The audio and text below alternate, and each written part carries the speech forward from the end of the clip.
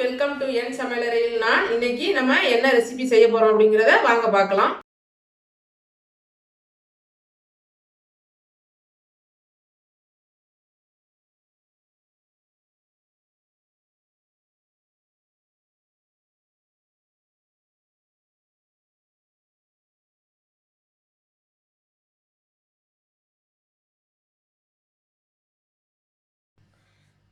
காரா பூந்தி செய்ய ஃபஸ்ட் நம்ம அதுக்கு ஒரு மிக்சிங் பவுல் எடுத்துக்குவோம். நான் 1 கப் மாவு எடுத்துக்கிறேன், 200 கிராம் இருக்கும். இதுக்கு 3/4 கப் வாட்டர் ஆட் பண்ணணும். இதுக்கு நான் கொஞ்சம் ஃபுட் கலர் 1 டீஸ்பூனுக்கும் கம்மியாக கொஞ்சம் ஃபுட் கலர் ஆட் பண்ணிக்கிறேன். அதேமாரி சால்ட்டும் 1 டீஸ்பூன் இல்லாமல் அதில் கொஞ்சம் கம்மியாகவே சால்ட்டும் ஆட் பண்ணிக்கிறேன். ஏன்னா லாஸ்ட்டாக நம்ம வந்து காரம் சால்ட் எல்லாமே ஆட் பண்ணுவோம். இது 1/2 கப், இது ஒரு 1/4 கப். இந்த வாட்டரை ஆட் பண்ணி நல்லா மிக்ஸ் பண்ணிக்கலாம்.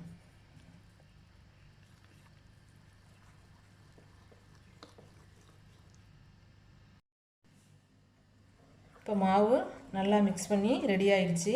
இப்போ மாவு பாதம் எப்படி இருக்கணும்னா, நம்ம இந்த சாரணி, அதாவது பூந்தி போடுற கரண்டி, செடி கரண்டின்னு சொல்லுவாங்க. இது பாருங்கள், நான் சின்ன வானலியில் இது பண்ணுற மாதிரி சின்ன கரண்டியாக வாங்கியிருக்கேன். ஏன்னா பெருசாக இருந்ததுன்னா வானலி விட்டு வெளியிலலாம் தெரிக்கும்.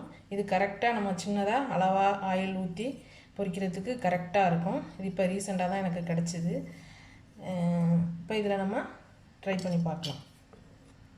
பாருங்கள், இதில் இப்படி மாவை ஊற்றினோம்னா கீழே விழுது பாருங்கள். இது மாதிரி இருக்கணும் நம்ம மாவோட கன்சிஸ்டன்சி. கரெக்டாக 1 கப் மாவுக்கு 3/4 கப்பு வாட்டர் ஆட் பண்ணிங்கன்னா கரெக்டாக இருக்கும். கப்பில் மாவை தட்டி எடுக்கணும். நல்லா மேலே அதிகமாக மூடு கட்டி வச்சா வாட்டர் அப்போ அதிகமாக தேவைப்படும். கரெக்டாக அந்த கப்பில் மாவை அந்த தலை தட்டி எடுத்தால் கரெக்டாக இருக்கும். 3/4 கப்பு வாட்ரு கரெக்டாக இருக்கும். இப்போ மாவு ரெடி ஆகிடுச்சு. இப்போ நம்ம பூந்தி எண்ணெயில் பொரிச்சு எடுத்துடலாம்.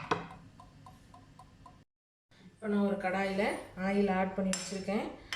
ஃப்ளேம் ஆன் பண்ணிவிட்டேன். ஆயில் ஹீட் ஆகிருக்கு. மீடியம் ஃப்ளேமில் வச்சுருக்கேன். இப்போ லைட்டாக இதில் மாவை ஆட் பண்ணி பார்க்கலாம்.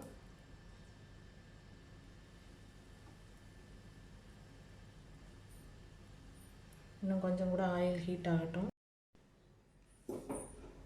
இப்போ நம்ம பூந்தி போட ஆரம்பிச்சிடலாம்.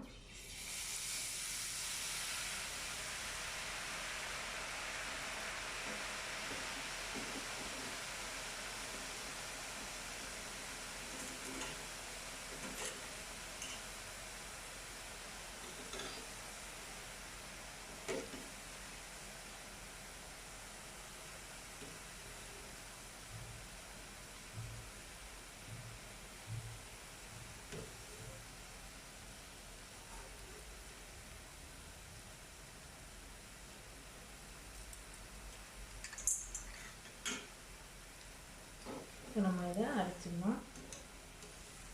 சீக்கிரம் வெந்துடும்.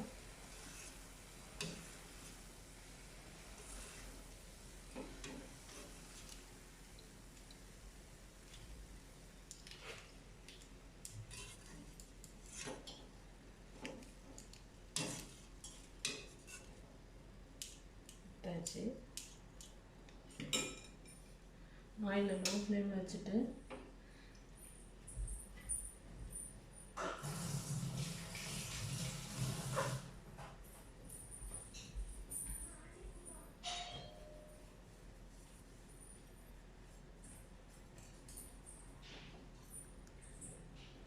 கரண்டியை வந்து நல்லா கழுவிடணும். திரும்ப மறுபடியும் நம்ம ஊற்ற ஆரம்பிச்சிடலாம்.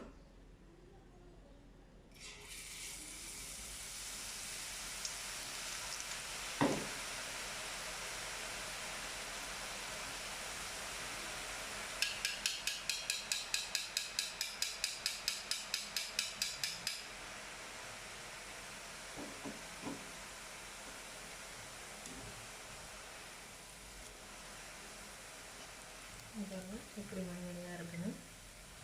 இதே போல் எல்லாத்தையும் போட்டு ஊற்ற வேண்டியதான். நமக்கு கிறிஸ்பியான காரா பூந்தி ரெடி ஆகிடும்.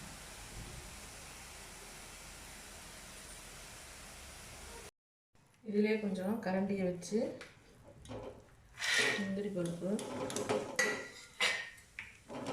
கொஞ்சம் நிலக்கடலை, காரம் எல்லாத்தையுமே ஃப்ரை பண்ணிடலாம்.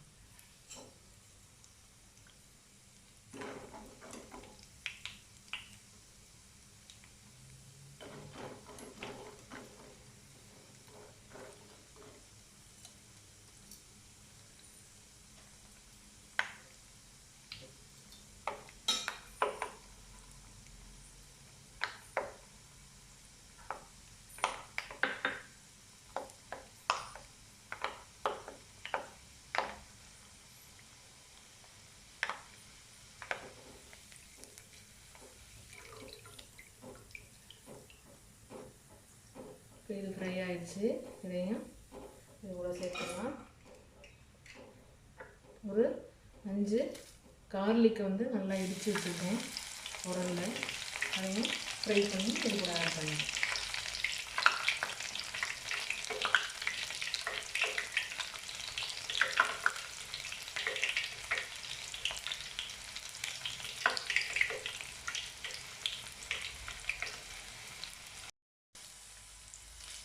கார்லிக் நல்லா ஃப்ரை ஆகிடுச்சு.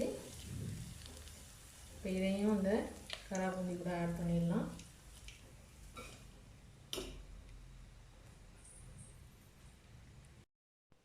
கராபூந்திக்கு தேவையானதெல்லாம் பொரிச்சு எடுத்தாச்சு. இப்போ இதில் நம்ம 1/4 teaspoon salt, 1/4 teaspoon chilli powder add பண்ணி இதை நல்லா மிக்ஸ் பண்ணிக்கலாம்.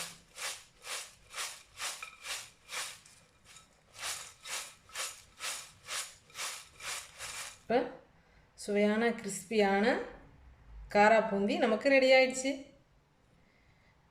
நீங்களும் ட்ரை பண்ணி பாருங்கள். உங்களோட கருத்துக்களை கமெண்டில் சொல்லுங்கள். பழமை மறவாத புதுமையுடன் அனுபவ பகிர்வு.